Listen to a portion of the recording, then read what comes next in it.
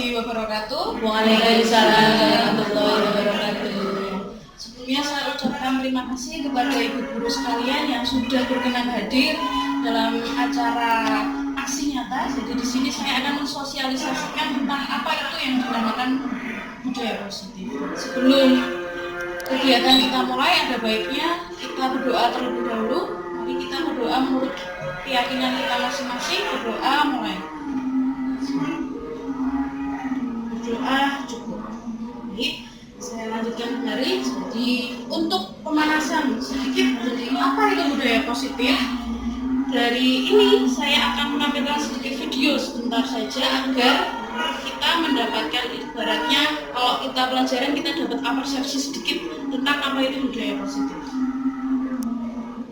Ya, baik. Jadi di sini saya akan menampilkan video jadi seperti persepsi dari apa yang akan kita bahas pada pertemuan kali ini. Mari kita saksikan secara bersama-sama video yang telah saya siapkan. Demikian videonya.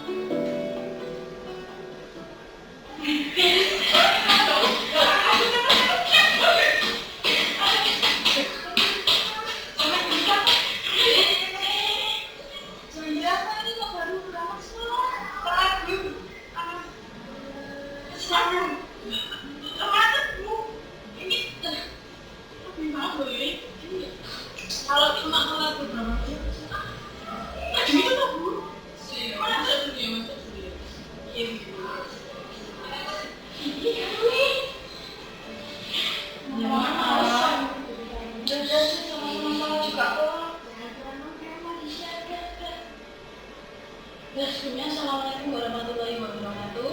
Waalaikumsalam warahmatullahi wabarakatuh. Nah, sebelumnya kalian tahu nggak kenapa saya manggil kalian ke sini? Tahu? Kenapa? Orang telat. Nah, bagus kalau kalian tahu. Tapi di sini ibu tidak akan memarahi kamu. Tapi saya ini ingin mencari solusi dari masalah kalian ini. Kenapa? Karena kalian itu hari-hari sebelumnya itu juga terlambat terus. Coba saya tanya dulu. Alasan kalian kok bisa sering terlambat itu gimana? Coba yang dulu yang jawab. Siang. Siangan loh, kalau di apa kok terlambat terus juga, barang juga. Kan saya duduknya di belakang itu dan duduknya setengah 7 pagi. Dia itu setengah 7 baru mandi, Bu. Udah. Kalau menurut kalian, kalau terlambat kayak gini beneran apa nggak sih? Ya. Harusnya gimana? Sebagai seorang siswa itu disiplin, bagus, terus gimana? Berangkat tepat waktu, bagus apa lagi? Tidak terlambat. Kalian pinter. Kira-kira bisa nggak besok pagi ini? Mulai besok pagi ini kalian tidak terlambat? Bisa? Dengan cara apa? Bangun pagi. Siap?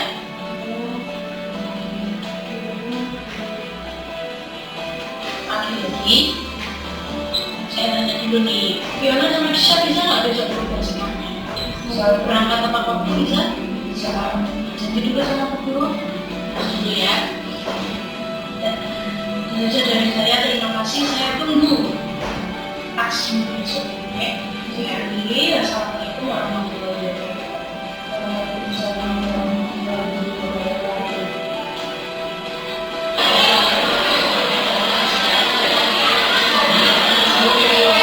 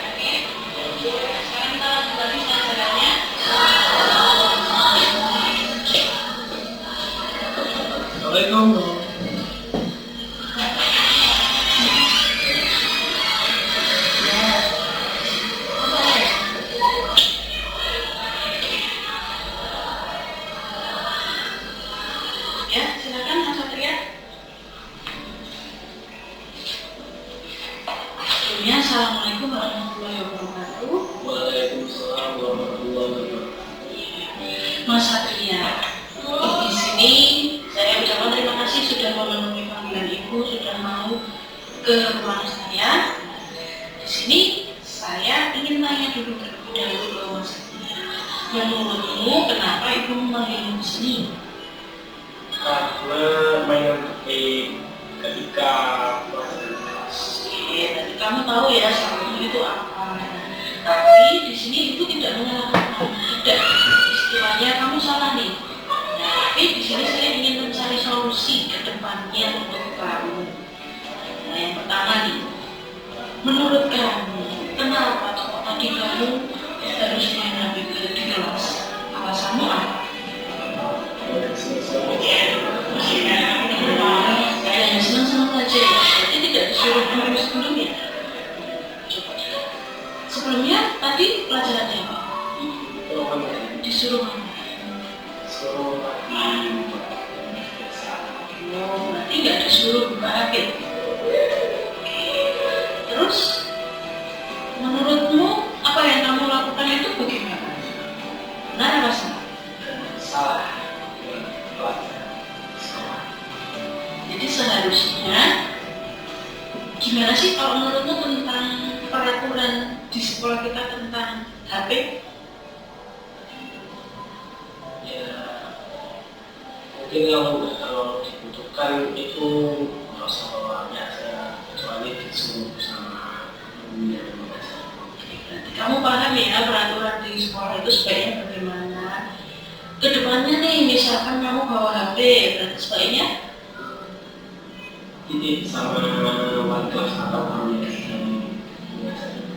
jadi asalnya paham ya. Jadi di sini guru tidak menyalahkan kamu nih, tapi kamu tetap salah tadi, kamu membawa HP ke sekolah. Jadi kamu sudah paham betul konsekuensinya. Kalau bawa HP sebaiknya dititipkan ke guru, jangan buat apa. Itu ya. Terima kasih, ini HP saya kembalikan, tapi ingat besok tidak boleh diulangi lagi. Gitu ya. Siap Mas Adrian? Siap. Ya, terus dulu teman ya. Oke, udah boleh keluar. Saya akhiri dulu ya. Assalamualaikum warahmatullahi wabarakatuh. Masih boleh kembali. Ya.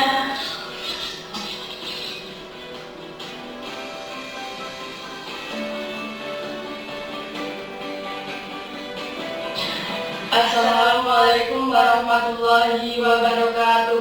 Perkenalkan, nama saya Disa Kacayani dari SMP Negeri 1 Manisrego. Perkenalkan, nama saya Fiona Adelia dari SMP Negeri 1 Manisrego. Tanggapan saya setelah membuat video praktik segitiga institusi adalah ketika siswa melakukan kesalahan, guru tidak harus memberikan hukuman, tetapi guru mencari solusi bagaimana siswa tersebut tidak melakukan kesalahan di kemudian hari. Tanggapan saya, ketika guru melihat siswa yang melakukan kesalahan, guru tidak harus menghukum karena bisa dinasehati supaya tidak melakukan kesalahan yang sama. Perasaan saya ketika ada guru yang berharapkan hal demikian adalah kami sebagai seorang siswa juga mau menaati peraturan.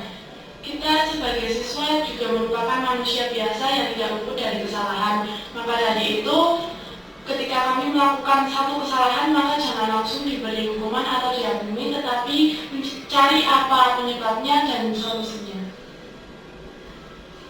Saya merasa senang jika guru menerapkan hal demikian, karena apabila siswa bertemu dengan guru tersebut tidak ada rasa trauma. Demikian tanggapan dari kami. Terima kasih. Wassalamualaikum warahmatullahi wabarakatuh. Assalamualaikum warahmatullahi wabarakatuh. Perkenalkan, nama saya Muhammad Iman Sadra Nugroho dari SMP Negeri 1 Manisrego. Pendapat saya, setelah membuat video praktik segitiga institusi, sebagai guru itu tidak perlu kita menghukum siswa dengan yang berat atau memarahi siswa dengan cara yang kasar. Jadi, kalau guru itu memarahi siswa dengan cara yang kasar, itu akan membuat siswa itu tidak akan nyaman ketika belajar di sekolah atau merasa tertekan ketika berada di dekat guru tersebut.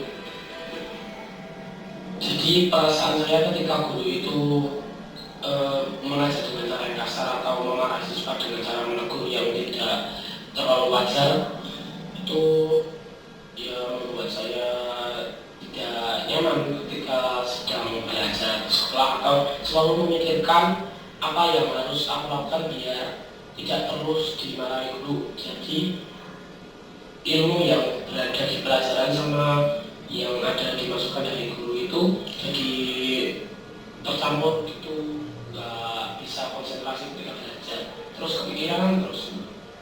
Jadi semoga kedepannya guru lebih menasihati siswa dengan cara menggali masalah apa yang membuat siswa itu melakukan pelanggaran tersebut, bukannya malah menghukum siswa dengan cara hukuman yang tidak relevan.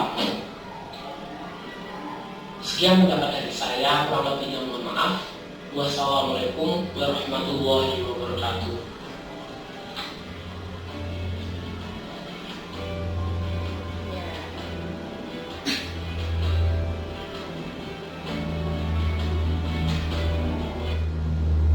Bagaimana Bapak Ibu perasaannya setelah melihat video ini? Cukup terenyuh ya. Ternyata ini yang selama ini dirasakan oleh para siswa kita. Nah, jadi ternyata memang mungkin bagi kita itu hal tersebut adalah seperti kita itu mendidik siswa kita agar lebih disiplin lagi. Tapi ternyata tidak semua siswa bisa menerimakan hal seperti itu.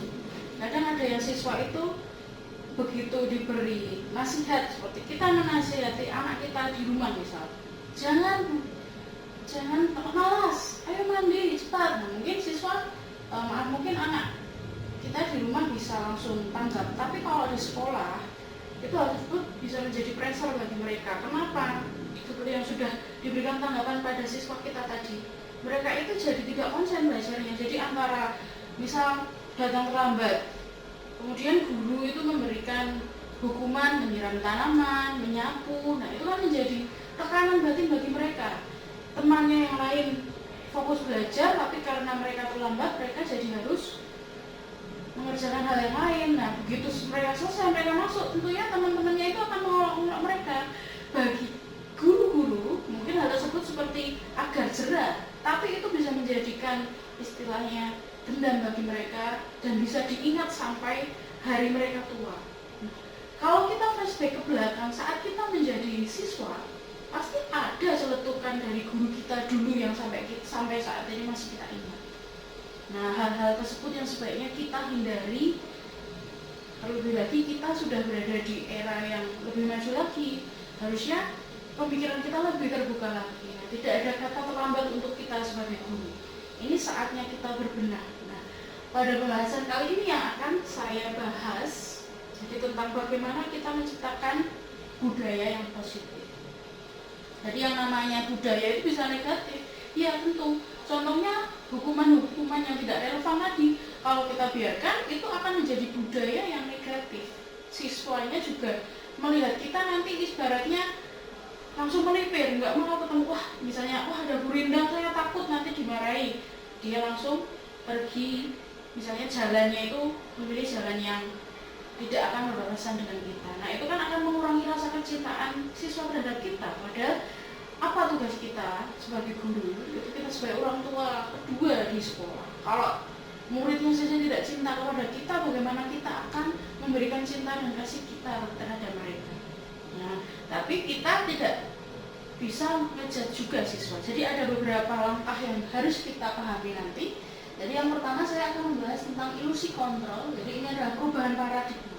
Jadi paradigma yang biasanya sudah tersusun dari dulu sebaiknya kita ubah. Kenapa? Jadi agar kita itu tahu bagaimana menjadi guru yang lebih baik. Contoh, ilusi itu jadi seperti gambaran sekilas ya, jadi seperti hal yang tidak nyata, tapi diyakini adanya. Jadi ilusi guru mengontrol murid. Ingat, guru kita itu tidak boleh mengontrol murid karena murid itu harus merdeka. Jadi kita harus student center.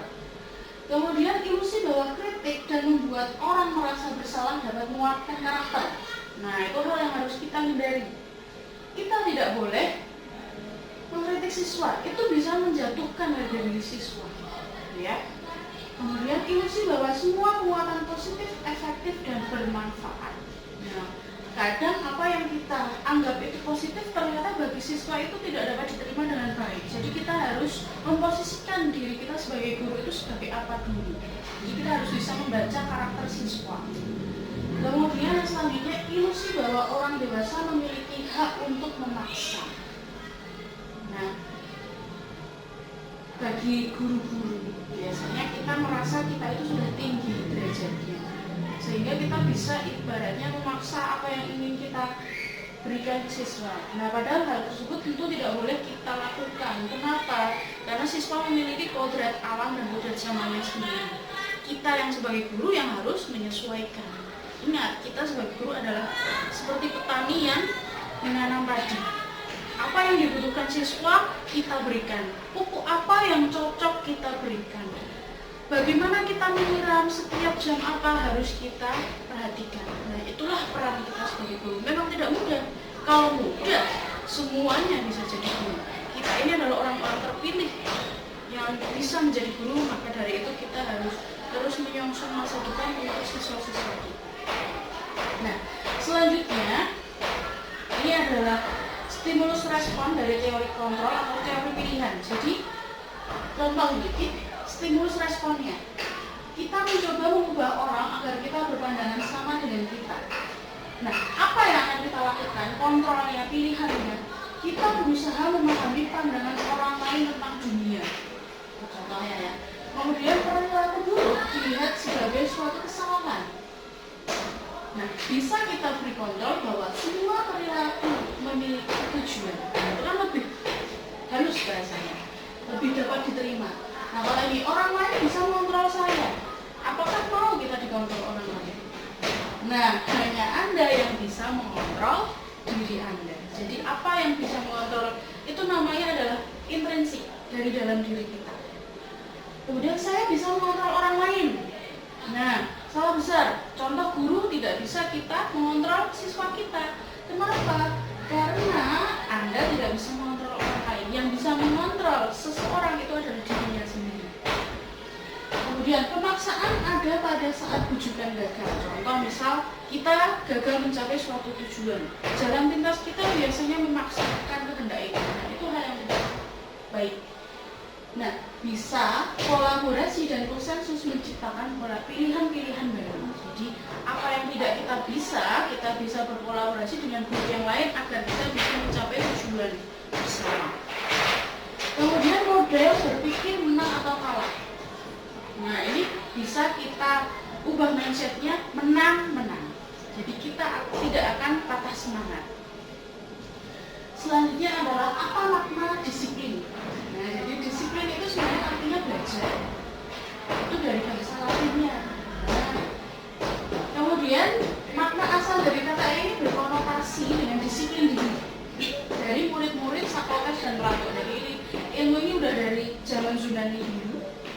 Zaman Yunani. Jadi disiplin itu akan membuat orang menggali potensinya menuju sebuah tujuan dan dia akan hargai.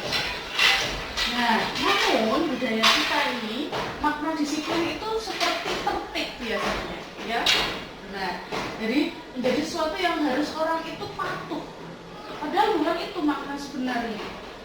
Cenderungnya kita itu disiplin itu jadi tidak nyaman karena kita harus patuh, itu siswa harus dengan peraturan harus tunduk patuh dan itu kan tidak nyaman. Kenapa? Karena ada timbulnya paksaan.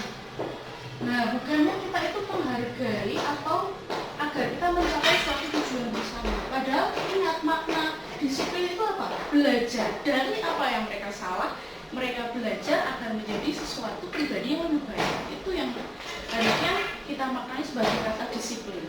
Nah, ya. Selanjutnya adalah nilai-nilai kebajikan universal. Nah, ini nilai-nilai kebajikan itu banyak sekali. Contoh yang di Indonesia, nilai-nilai kebajikan kita adalah profil pelajar Pancasila. Ada 5 poin. Beriman, bertakwa kepada Tuhan Yang Maha Esa dan berakhlak mulia, mandiri, bernama Kristus, berkebinekaan global, bergotong royong dan kreatif. Itu adalah nilai-nilai kebijakan yang diusung untuk profil pelajar Pancasila di Indonesia ini. Selain itu ada banyak sekali Bapak Ibu.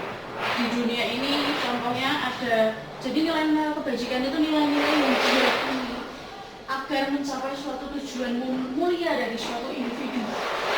Nah, contohnya ini dikaitkan dengan motivasi dan prinsip yang akan dibangunnya. Kalau contoh yang lain apa? Banyak. Bijaksana, tertib. Jadi kata-kata yang baik itu adalah kata-kata kebijakan. Lanjut. Nah, teori motivasi perilaku. Contoh, jadi motivasi itu ada motivasi eksternal berarti dari luar, kalau internal berarti dari dalam. Contoh, untuk menghindari ketidaknyamanan atau hukuman, apa yang terjadi apabila saya tidak melakukannya? Jadi itu eksternal. Contoh, kalau internal itu misal, siswa tahu di sekolah itu harus datang sebelum jam 7. Tapi karena takut ada yang hukuman, jadi mereka berusaha untuk tidak datang setelah jam 7. Nah itu motivasi eksternal. Kenapa? Takut nanti dihukum guru, takut nanti tidak bisa mengikuti pelajaran. Nah seperti itu. Jadi itu dari luar. Kalau dari dalam, apa yang akan saya dapatkan apabila saya melakukannya? Jadi mereka paham dari diri sendiri. Misalnya tahu berangkat sekolah sebelum jam 7, apa yang akan didapat? Nanti saya merasa nyaman di sekolah, tidak akan merasa tergesa-gesa, bisa mengikuti pelajaran yang baik. Nah itu berarti internalnya dia, tidak karena orang lain yang membuat dia itu melakukan agar tidak terlambat tadi. Nah, tujuan disiplin positif untuk menghargai diri sendiri.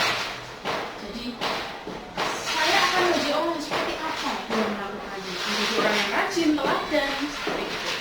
Jadi itu adalah teori motivasi dari pelaku.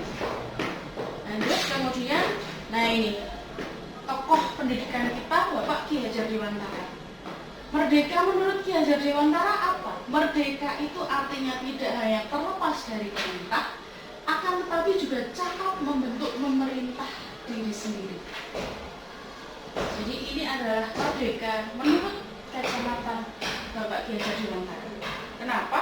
Kadang orang itu berpikir kurikulum merdeka, semuanya bebas, melakukan apa saja, apa yang diinginkan akan tercapai.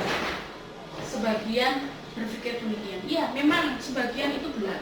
Tetapi sejatinya kata merdeka itu artinya bukan dari apa yang tidak ada perintah dari kita, tapi dari diri kita sendiri itu bisa merdeka karena kita bisa memerintah diri kita. Jadi seperti disiplin tadi, goalsnya diperintah dari orang lain, jangan terlambat, itu dari orang lain. Kalau dari diri kita sendiri, saya sebaiknya tidak terlambat karena saya, nah kan apa-apanya itu dari diri sendiri, itu namanya merdeka dalam diri.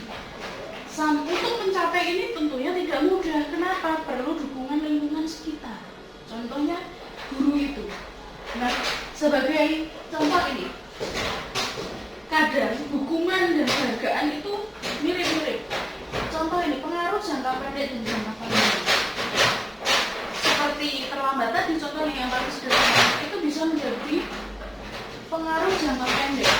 Jangka pendeknya siswanya menjadi takut akan hukuman. Jangka panjangnya apa? Ya, kalau tidak ada guru yang menjaga pintu gerbang, misalnya mereka ya akan lari aja, masuk aja. Jadi itu jangka panjangnya. Kemudian penghargaan menghukum. Contohnya ya, misalkan mengerjakan tugas yang mengerjakan tugas tepat waktu akan mendapat nilai, tapi yang tidak tepat waktu akan mendapatkan hukuman. Misalnya menulis 100 kali. Nah, itu kan juga suatu hukuman, penghargaan tapi menghukum. Kalau mengurangi ketepatan, contoh tadi telat masuk, jadinya diberikan waktu tambahan pelajaran. Nah, kemudian penghargaan tidak efektif apa? Karena siswa yang dicari itu bukan ingin mengikuti apa yang seharusnya dia lakukan, tapi karena ingin mendapat penghargaan. Jadi itu hal yang tidak baik. Penghargaan merusak hubungan. Nah, misal pemenang dapat penghargaan, siapa yang ranking 1 yang mendapatkan misal uang 5.000 ya. Yang lain, mereka memang tidak bisa ranking 1, tapi mereka pasti akan iri. Nah, itu merusak hubungan. Kemudian dihukum oleh penghargaan. Nah, contohnya penghargaan menurunkan kualitas. Ya, kenapa? Karena mereka yang difokuskan misalkan yang mengerjakan tugas akan mendapatkan bintang. Yang mereka tuju itu adalah bintangnya, tapi bukan ilmu yang mereka dapatkan. Tidak selamanya loh siswa yang cepat mengerjakan itu paham. Bisa saja siswa yang lama mengerjakan itu mereka benar-benar meresapi proses belajar ini. Nah, itu yang perlu kita pahami. Kemudian penghargaan mematikan kreativitas. Nah, karena mereka jadi bekerja ala kadarnya. Mereka ingin yang tercepat, contoh misal. Jadinya kreativitasnya mereka akan mati, pudar. Kemudian penghargaan mengurangi motivasi intrinsik. Iya jelas. Kenapa? Bukan dari kita, tapi ingin dapat yang dari luar itu loh. Dapat penghargaan itu loh. Nah itu yang perlu kita hindari. Nah terus apa sebaiknya yang untuk menghilangkan penghargaan tadi? Jadi ada namanya program kebajikan atau apresiasi. Beda antara penghargaan dengan apresiasi apa toh? Jadi apresiasi itu pengakuan. Ini lebih mulia, lebih bajik daripada penghargaan. Contoh, beri pengakuan secara khusus. Kita berikan saja pengakuan secara verbal. Itu lebih mengena. Kemudian pengakuan secara pribadi. Jadi tidak perlu yang namanya penghargaan itu harus diumumkan oleh siswa yang lain. Bisa saja secara pribadi. Nanti kemudian kita bilang, nah kamu pintar sekali ya bisa menyelesaikan masalah ini. Saya percaya kamu kedepannya akan bisa mempertahankan dan meningkatkan prestasimu. Nah itu apresiasi. Kemudian pengakuan kepada semua murid, tapi bergantian. Jadi kadang siswa itu misalnya mendengar, kamu pintar ya nak. Yang lain mendengar tentu akan, iya pintar. Tapi kalau kita memberikan perhatiannya itu sama rata, tentunya siswa juga tidak akan merasa yang iri tadi. Merenggangan hubungan antar teman tidak akan ada. Jadi kita gantian. Kita lihat potensi, misalkan ini potensinya di penggambar. Kita beri dia apresiasi di penggambar. Yang satu di matematika, kita beri apresiasi di matematika. Jadi kita harus sama rata. Kemudian fokus pada proses. Ingat, proses yang dinilai bukan hasil, karena hasil itu kadang bisa mengkhianati proses. Ada juga yang prosesnya itu instan, makanya hasilnya itu tidak baik. Ada yang prosesnya baik sekali, tapi hasilnya buruk, tidak apa-apa. Bisa jadi proses yang mereka lakukan itu lebih bermakna, lebih paham mereka ya. Lanjut, kemudian coba kita lihat ini. Kemarin saya perhatikan itu membuka. Rasa empati itu besar sekali. Situasinya apa? Pada saat menolong murid baru di kelas kita. Nah itu juga merupakan apresiasi pengakuan. Kemudian saya menghargai kepedulianmu pada saat kamu membantu teman-teman di tugas kelompok. Nah, terima kasih untuk rasa tanggung jawabmu pada saat kamu memungut kertas-kertas yang berserakan di lantai. Nah itu kan sederhana, tapi siswa merasa lebih terapresiasi dengan baik, bukan itu ada kertas tolong diambil nak. Ya terima kasih, udah siswa tidak akan mendapatkan pengalaman yang berharga. Tapi kalau kita urus siswa itu, terima kasih kamu sudah menjaga kelas kita dengan baik. Nah itu kan akan lebih membantu siswa ibaratnya. Rasa tanggung jawabmu bagus sekali nak. Kemudian selanjutnya, nah ini kita akan melihat perbedaan antara hukuman dan konsekuensi. Ini mirip-mirip dan memang kadang saya juga waktu latihan itu ternyata ada yang salah. Nah kita lihat, menurut Bapak, menurut Ibu guru sekalian, mencatat 100 kali di dalam buku kalimat saya tidak akan terlambat lagi karena terlambat ke sekolah. Hukuman atau konsekuensi? Nah, bisa kita itu dulu coba ya. Disimpan jawabannya, ditulis di post-it yang sudah saya berikan di meja. Nanti kita lihat jawabannya benar apa salah. Jadi biar kita sama-sama seru jawabannya. Ya, kemudian selanjutnya Lari mengelilingi lapangan basket 2 kali karena terlambat dari sekolah. Murid diminta untuk push up 15 kali karena tidak menggunakan masker ke sekolah. Menggantikan kertas tugas teman yang telah dicoret-coret. Membersihkan tumpahan air di meja tulis karena tersenggol pada saat belajar. Murid disuruh untuk tidak mengenakan sepatu seharian di sekolah karena tidak mengenakan sepatu hitam. Berlari mengelilingi lapangan basket 2 kali karena terlambat 10 menit untuk pelajaran PC. Baik, saya beri waktunya untuk menulis biar cepat bisa hafal gitu aja. Oke, saya tunggu waktunya ya, sekitar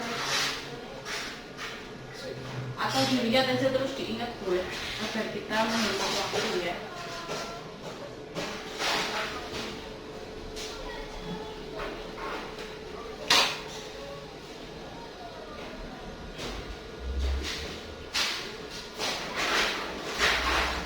Baik, kita cek ya. Nah, ini jawabannya. Jelas, mencatat 100 kali kenapa hukuman? Ada yang bisa menggunakan pendapat? Iya benar, karena tidak relevan. Tidak mengerjakan tugas kok. Tugasnya yang lain penggantinya menulis 100 kali. Itu kan tidak relevan. Lari, kalau ini juga hukuman. Kenapa? Karena ya walaupun sama-sama, ini sebenarnya bedanya, coba dilihat bedanya sama yang bawah. Yang nomor 2 itu mengelilingi lapangan basket 2 kali karena terlambat. Nah, kalau yang terakhir kenapa benar? Karena relevan. Pelajarannya PJOK ya lari. Nah, bisa jadi memang temennya yang lain itu larinya 2 kali. Yang terlambat juga tetap lari 2 kali. Tapi waktunya kan jadi lebih lama karena terlambat tadi. Itu ya. Kalau yang nomor 2 jelas hukuman karena tidak relevan. Nomor 3 jelas hukuman, tidak relevan. Kuncinya itu relevannya. Nomor 4 konsekuensi. Jadi diganti. Yang selanjutnya juga karena tumpah ya dibersihkan. Kayak di rumah kalau ada yang menumpahkan air ya tetap dibersihkan kan, bukannya yang lain. Kamu gak menumpahkan air, ayo gosok WC kan tidak relevan kalau di rumah juga kan.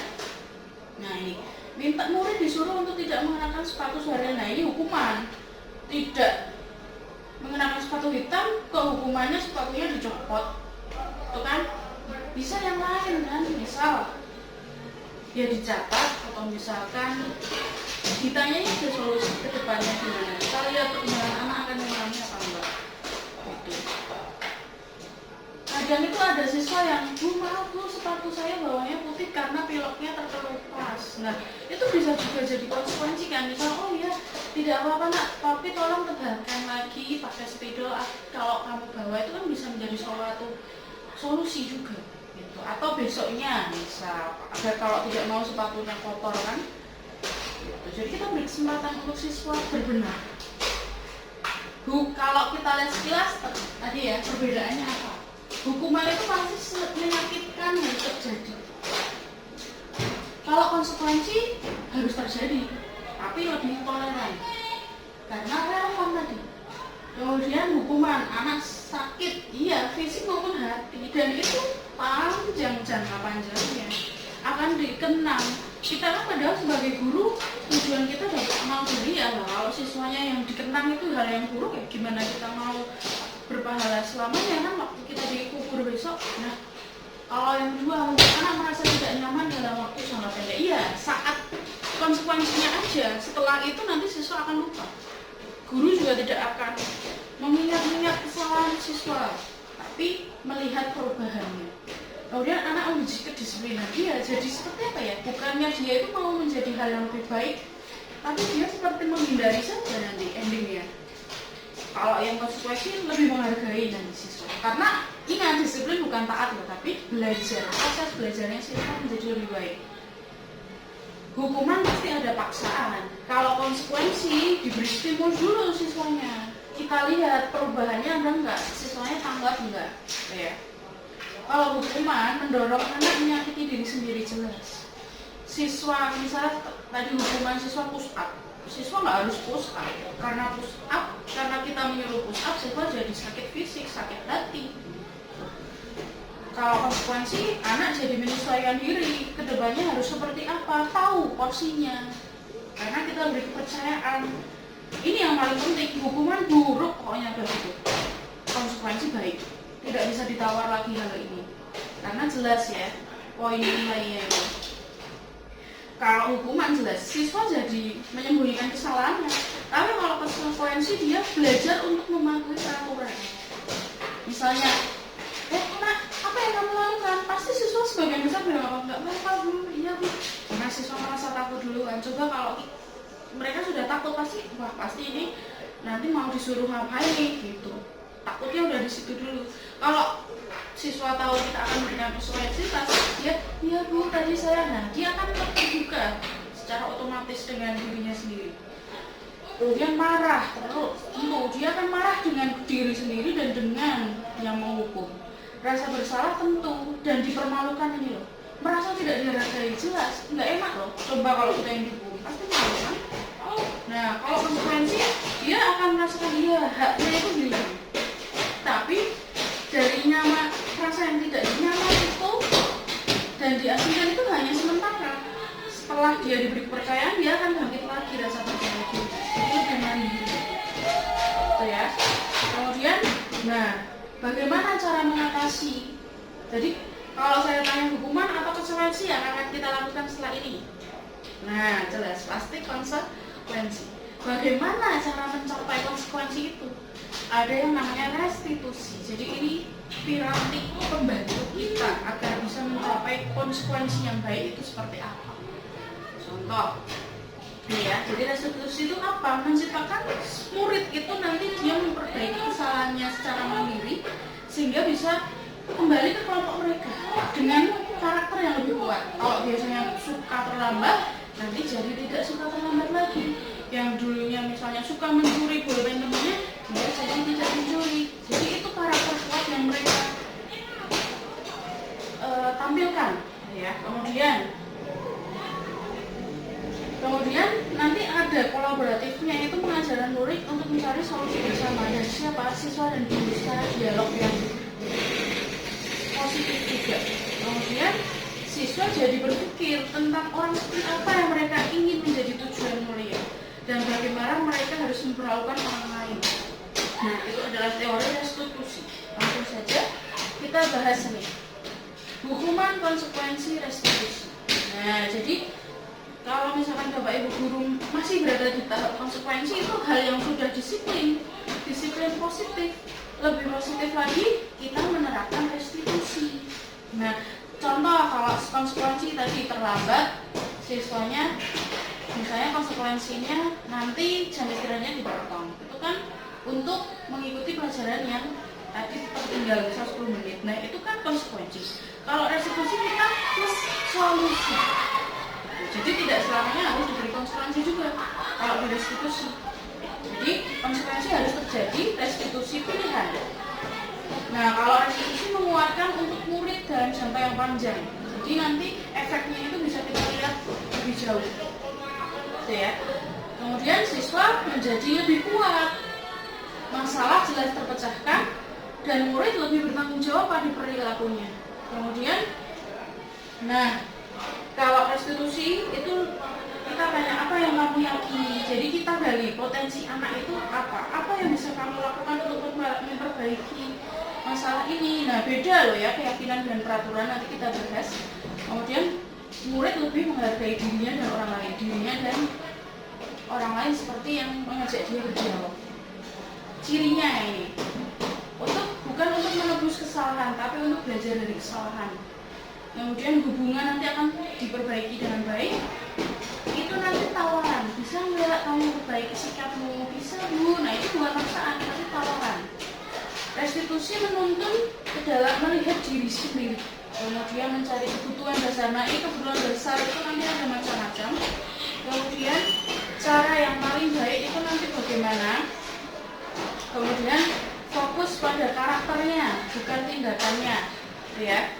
Kemudian fokus pada solusi yang akan didapatkan. Kemudian restitusi itu mengembalikan murid yang berbuat salah pada kelompoknya. Nah, kemudian ini, kenapa kok tidak peraturan? Kenapa harus keyakinan? beda antara peraturan dan keyakinan. Kalau intinya saya rangkum, kalau peraturan itu dia masih menggunakan kalimat yang negatif. Contoh, siswa tidak boleh terlambat ke sekolah. Kalau keyakinan itu lebih ke kalimat positif. Contohnya, siswa datang tepat waktu di sekolah. Nah, jadi itu perbedaan akan menimbulkan motivasi intrinsik. Kemudian ini bisa kita lihat, jadi peraturan kelas itu hal yang paling dasar.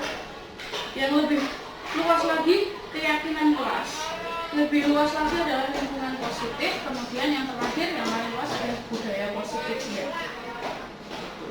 Kemudian, nah ini adalah beberapa langkah untuk mendapatkan atau menyusun keyakinan kelas. Keyakinan kelas itu apa? Jadi ibarat peraturan, tapi harus diyakini oleh semua kelas dan harus menimbulkan motivasi intrinsiknya siswa.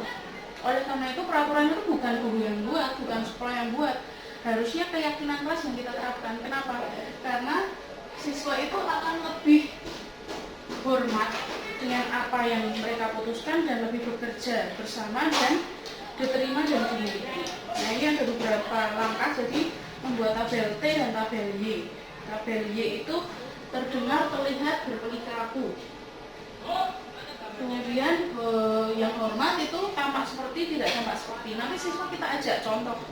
Ayo kita buat tabel T dan tabel Y. Jadi tabelnya ini, nanti siswa kita ajak untuk mengisi pendapat. Misal hormat itu gimana toh, terdengar seperti apa toh. Misalkan hormat kepada guru berarti selamat pagi Bu, gitu. Itu terdengar, terlihat berarti siswa hormat kepada guru. Berperilaku berarti siswa tidak siswa yang terlihat berarti siswa mampu berbicara, misalnya berbicara sopan dengan guru. Berperilaku dengan siswa berperilaku hormat terhadap guru gitu. Kalau yang hormat tampak seperti siswa menghormati guru, tidak tampak seperti berarti siswa membanggakan pada guru, itu contohnya. Kemudian ini, nah ini contohnya, datang tepat waktu, sering hadir terlambat. Itu nanti bisa dipraktekkan di kelas. Siswa menulis ini bersama dari keyakinan kelasnya. Jadi agar siswa itu tidak hanya berpikir bahwa keyakinan kelas itu hanya sebuah kata-kata. Jadi diresapi benar apa yang akan mereka lakukan. Nah ini contoh. Ini adalah kita nanti akan membuat nilai-nilai kebajikannya. Misalnya selalu kembalikan buku ke tempatnya. Keyakinan kelasnya apa? Nah ini kan peraturan dan keyakinan kelas beda ya di sini. Dilarang mengganggu orang lain. Kalau dilihat ini kan masih menggunakan kalimat negatif. Kalau keyakinan kelas harus menggunakan kalimat positif. Kenapa? Karena nanti kita akan meningkatkan motivasi intrinsik anak. Nah ini contoh. Selalu mengembalikan buku ke tempatnya, tanggung jawab. Jadi nanti kalimatnya bisa diubah, bertanggung jawab mengembalikan buku ke tempatnya. Nah dari yang peraturan dilarang mengganggu orang lain bisa diubah enggak menjadi menghormati orang lain. Hadir di sekolah 15 menit sebelum pelajaran dimulai. Kalimatnya bisa diubah. Misalnya berkomitmen untuk hadir 15 menit sebelum pelajaran dimulai. Nah itu kan lebih meyakinkan. Jadi keyakinan anak mulai timbul. Itu ya. Kemudian ini kebutuhan dasar manusia. Ada 5 kebutuhan dasar manusia. Kasih sayang dan rasa diterima, penguasaan, bertahan hidup, kesenangan dan kebebasan. Contoh ada siswa yang terlambat tadi. Kalau terlambat itu berarti dia ingin bebas. Tidak, rasa yang ingin dia penuhi itu apa? Kemudian kalau penguasaan, contohnya siswa yang membuli temannya karena dia itu pengen memenuhi kebutuhan dia itu sebagai penguasa ya. Kalau kasih sayang dan terima, contohnya ini juga anak-anak yang kalau kita lihat di kelas itu banyak yang istilahnya caper, cari perhatian guru. Dia bandel, sengaja bandel agar kita yang merurui istilahnya, agar kita itu bisa menegurnya karena dia ingin diperhatikan itu tadi ya. Ini kebutuhan dasar manusia. Nah sebagai guru ada 5 posisi kontrol. Pertama penghukum, pembuat rasa bersalah, teman, pemantau, dan manajer. Kalau penghukum jelas ya, berarti guru itu intinya menghukum aja. Ya udah, kok tidak mengerjakan tugas? Ayo tulis, saya tidak akan mengulanginya lagi 100 kali gitu. Nah, itu udah menghukum. Kalau membuat rasa bersalah seperti ini kecewa, seharusnya kamu tidak berbuat demikian. Nah, itu membuat rasa bersalah. Itu identitas yang bisa kita katakan gagal. Karena kita tidak akan, itu motivasi yang ada di siswa nanti hanya yang di luar. Gitu ya. Nah, kalau yang mulai baik itu mulai teman ke pemantau. Teman itu seperti ini. Ayo lakukan demi ibu. Saya yakin kamu bisa. Yuk kita bersama-sama mengerjakannya. Yuk sama-sama kita berkomitmen bersama. Nah itu sebagai teman. Kalau pemantau, kita memancing siswa. Apa peraturannya, Nak? Kemudian berapa banyak bintang yang harus diperoleh? Ditanya. Berapa jumlahnya? Misalnya, berapa jumlah pedagang di luar sekolah kita? Nah itu memantau. Jadi kita lebih memancing saja. Kalau manajer ini yang paling sulit, tapi adalah hal yang paling berhasil, sukses. Jadi kita menguatkan pribadi siswa. Apa yang kita yakini? Apa yang bisa kau kerjakan untuk memperbaiki masalah ini? Jadi kita lebih ke manajer, mengatur jiwa anak. Nah selanjutnya,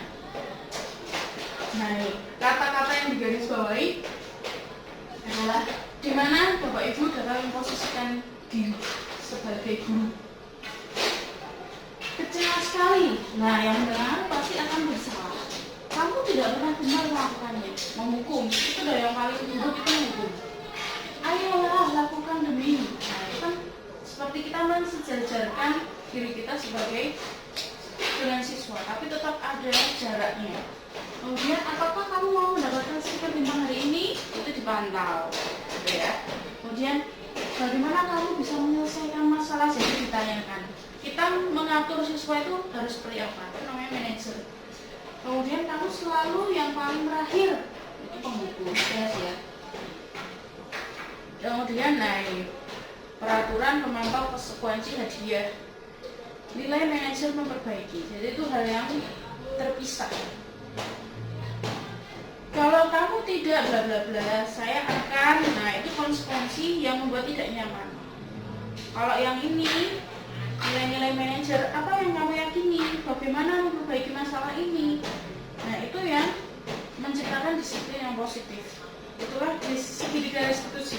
Seperti apa yang di video tadi, jadi ada menstabilkan identitas, menanyakan validasi kebutuhan dulu, baru menanyakan keyakinan. Jadi ditanya dulu, distabilkan. Nah kamu tidak apa, kamu semua manusia tidak sempurna, kamu pasti bisa. Nah kemudian menurutmu mengapa kamu melakukan hal itu? Jadi ditanya dulu kebutuhan yang dia ingin memenuhi itu apa, gitu ya. Kemudian baru keyakinan, seharusnya apa yang kamu yakini, kedepannya harus apa yang kamu lakukan. Nah, seperti itu. Kemudian ini ya, tadi contoh seperti yang video yang telah saya berikan tadi.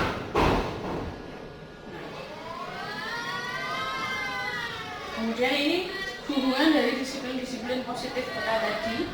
Jadi oleh karena itu kita hubungkan dari siswa ingin memenuhi kebutuhannya, kebutuhan itu bisa dicapai dengan cara yang tidak positif.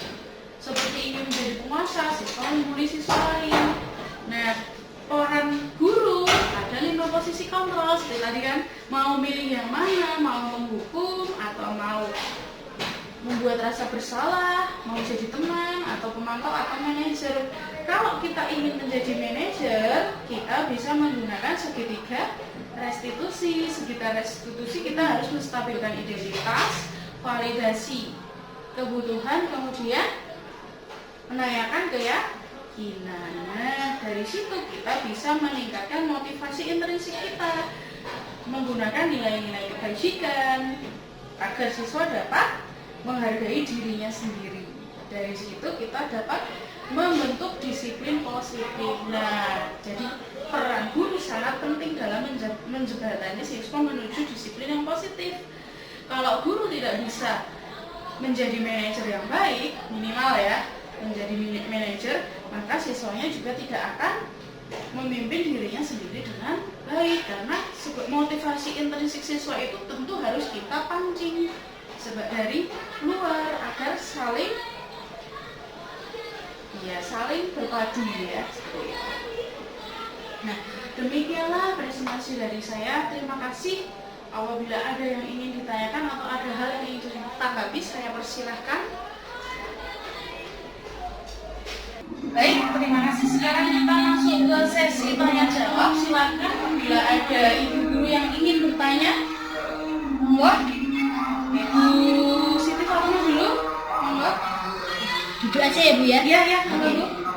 Yang ingin saya tanyakan itu kalau misalkan kita nanti ada anak yang menjawab benar atau setiap kali dia aktif itu boleh tidak kita memberikan reward atau kalau misalkan ada yang terlambat itu hukuman atau yang semacam itu gitu, maksudnya boleh tidak, walaupun mungkin hukumannya nggak pakai hukuman fisik gitu, itu kira-kira boleh tidak reward dengan hukuman itu? Terima kasih. Baik, terima kasih Bu Siti atas pertanyaannya. Saya jawab. Jadi sesungguhnya kalau biasanya yang kita tahu reward atau penghargaan ataupun juga bisa yang namanya punishment juga, itu bagi kita biasanya itu seperti bisa memotivasi anak. Tapi sebenarnya hal tersebut itu tidak baik. Kenapa? Jadi ada berbagai macam jenis penghargaan. Jadi penghargaan itu ada yang efeknya itu nanti membuat yang lain iri. Ada yang efeknya itu membuat siswa itu hanya melakukan sesuatu itu hanya karena reward. Contohnya misal anak-anak itu kalau nanti mengerjakan tugas kita beri bintang, tidak hanya uang saja, misalkan bukan yang fisik, uang, barang, bintang saja. Nanti siswa itu dia kalau kita gurunya memberi bintang dan suatu saat misal gurunya diganti guru lain karena kita misal sakit, nanti siswa itu bisa jadi kalau sama guru ini nanti nggak dapat reward, nggak usah maju aja, nggak usah mengerjakan tugas, bisa seperti itu. Jadi sebaiknya budaya positif yang kita temukan itu adalah siswa itu mau melakukan sesuatu tanpa adanya reward gitu. Terima kasih. Ya. Oh, tadi Bu Eni. Terima kasih atas waktunya. Saya masih bingung Bu Rinda soal keyakinan kelas dan peraturan kelas atau peraturan sekolah itu. Apa bedanya Bu Rinda itu? Jadi yang biasa kita kenal itu sebenarnya tata tertib yang dulu memang itu khas untuk kita tata tertib. Nah, kalau keyakinan kelas sendiri itu beda. Kalau tata tertib itu sudah dari zaman dulu seperti patokan sekolah ini, mengambil ini, dapat skor ini, jadi terkesan kaku. Tapi kalau keyakinan kelas itu benar-benar dari kelasnya itu butuhnya apa, inginnya apa, dirangkum menjadi satu dan semua warga kelasnya itu menyetujui. Jadi sebaiknya ada tanda tangannya. Nah, dan cara menyusunnya juga beda. Kalau tata tertib itu kan misalnya tidak boleh terlambat masuk kelas. Nah, sebaiknya kita hindari kata-kata tersebut karena yang namanya saja keyakinan. Jadi kita harus menumbuhkan istilahnya motivasi intrinsik juga dari siswa. Jadi ya kita fokusnya memang tidak boleh datang terlambat di kelas. Bisa kita ganti agar kita lebih menimbulkan motivasinya. Contoh, datang ke kelas tepat waktu. Jadi dari bahasanya sendiri nanti cara membacanya, cara meresapinya saja berbeda. Seperti itu. Ada yang mau ditambahkan lagi? Sudah, terima kasih. Terakhir dari Bu Kornadari, monggo. Ini mengenai suatu kelas. Di situ itu tercipta seperti apa ya, jahili temannya. Itu ya yang jadi anak itu kalau di kelas itu tidak merasa nyaman karena teman-temannya itu kadang-kadang menyembunyikan di luar kelas, menyembunyikan barang, entah itu tas atau bolpen. Ya yang menciptakan kegaduhan ya di kelas itu juga. Dan itu setiap saya nasihati terus diam. Nanti pertemuan berikutnya diulang lagi sampai tas itu dibawa kemana-mana, khawatir kalau hilang. Itu solusinya gimana? Terima kasih Bu Kornadari. Jadi sesi curhat ya. Tapi nggak apa, ini menarik. Ini ada hubungannya dengan yang kita bahas ini tadi. Jadi tentang segitiga restitusi. Jadi guru itu ada beberapa penghukum contohnya ya guru yang apa-apa siswa salah kasih hukuman gitu. Ada yang posisi itu menjadi teman. Jadi misalnya kita buka beda ya, jadi bukannya merendahkan martabat kita jadi dari guru ke teman, tapi kita tetap istilahnya sejajar. Kalau di matematika itu sejajar itu sama, tapi ada jaraknya. Kalau berimpit itu benar-benar antara guru sama siswa itu udah ada bedanya. Jadi itu yang biasanya guru-guru itu luput, pengennya friendly sama siswa, tapi jaraknya itu lupa. Jadi kayak ngapunten kayak rangkul, jawel itu kan seharusnya tidak boleh kita itu ibaratnya los kepala itu nggak boleh seharusnya. Jadi berteman tapi tetap ada jarak. Nah bisa dari posisi itu atau posisi manajer. Posisi manajer ini menurut saya udah yang posisi guru tertinggi. Kenapa? Karena tidak semua guru itu bisa menjadi manajer. Dari posisi manajer itu nanti kita bisa menggunakan yang namanya segitiga restitusi. Ada 3 tahap. Jadi di mana nanti kita bisa menstabilkan identitas dulu. Jadi siswanya itu jangan langsung kamu tuh biasa. Misalnya yang tadi menyembunyikannya, jangan kita dimarahi, jangan langsung dimarahi, tapi kita tanya dulu identitasnya, distabilkan. Kamu tahu nggak apa salahmu? Apa kita pancing? Jadi ibaratnya jangan sampai kita itu ngejudge, tapi biarkan siswa itu yang ngomong sendiri, yang terpancing dari omongan kita. Nah, stabilnya itu di mana? Nanti kita jangan menghakimi, kita bilang, tidak ada manusia yang sempurna. Saya paham kamu seperti ini hanya ingin istilahnya mencari perhatian. Yang mencari perhatian dari rasa dia ingin memenuhi rasa kesenangannya dia. Jadi dia itu iseng sebenarnya, bukan karena dia dendam dengan temannya. Nah, itu menstabilkan identitas. Setelah itu nanti tahap selanjutnya kita bisa istilahnya. Jadi setelah tadi siswa itu tahu, dia ibaratnya udah adem dulu. Oh, berarti saya itu ditanya guru itu bukan karena mau dimarahi, tapi karena mau ibaratnya dicari solusinya ya. Jadi guru itu bilang saya tidak akan memarahi dulu, tapi di sini saya akan mencari solusi ke depannya sebaiknya gimana. Nah, dari situ bukannya guru yang sebaiknya gini bukan, tapi siswanya itu nanti ibaratnya kita beri pertanyaan-pertanyaan yang bermanfaat, yang istilahnya bisa membuat dia itu paham. Nanti kita bisa tanya, menurutmu hal yang kamu lakukan itu salah apa benar? Kemudian bisa seperti ini juga, sebaiknya keyakinan yang kamu lakukan itu sebaiknya seperti apa? Nanti siswa itu tahu, sebenarnya siswa itu tahu tata tertib yang sebaiknya, tapi karena mau memenuhi hasrat kesenangannya itu tadi, jadinya ibaratnya dia menjadi memberontak. Jadi apa yang kita inginkan, jadi itu namanya kebutuhan dasar manusia. Jadi bisa dipenuhi dengan tujuan yang tidak baik, dari cara yang tidak baik juga seperti itu. Jadi setelah nanti siswa tahu, kita simpulkan bersama dengan siswa. Ibaratnya kita janji tapi dengan kata yang lebih sopan lagi seperti itu. Jadi kedepannya apakah kamu akan mengulanginya? Saya harapkan besok tidak terjadi hal seperti ini ya. Nah dari situ pun kita juga bisa mengkolaborasikan diri kita agar bisa menjadi guru yang menjadi teman. Misalnya diakhiri dengan janji dulu dengan ibu gitu. Kita kan misalnya janjinya juga tidak kaku dengan kamu. Misalnya kelas dulu sama ibu bisa gitu. Atau coba gini gitu nggak apa-apa. Kita teman tapi kan itu tidak yang istilahnya melampaui batas. Ada lagi Bu? Itu kalau nanti pada pertemuan berikutnya terus terulang lagi ya seperti itu lagi mengatasinya. Ya kita sebagai guru harus tetap melakukannya. Jadi yang namanya segitiga restitusi juga tidak bisa instan. Namanya perubahan harus tetap proses. Terus menerus Tapi setidaknya ya Bu, kalau saya sudah praktekkan itu setidaknya kita mengerti hati siswa. Siswa itu juga manusia. Kadang kita tuh ngerti nih guru, melakukan guru itu biasanya merasa dewasa, tapi sebenarnya tua sebenarnya belum berarti dewasa menurut saya. Contoh saya juga melihat, saya memandang teman-teman sekarang itu guru-guru ya, guru saya tidak memandang umur senior atau apa. Karena kalau kita patokannya ke umur, nanti itu tidak semuanya guru yang tua itu dewasa. Karena pikiran yang lulus kuliah itu udah berhenti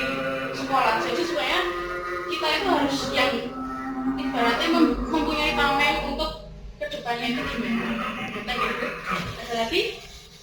Saya coba. Oke, nanti bisa dicoba perubahannya kita lihat bersama ya. Terima kasih. Ada lagi? Cukup ya? Ya.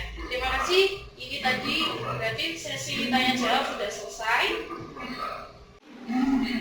Akhirnya kita berada pada ujung materi kita. Jadi kita sudah selesai membahas apa itu budaya positif.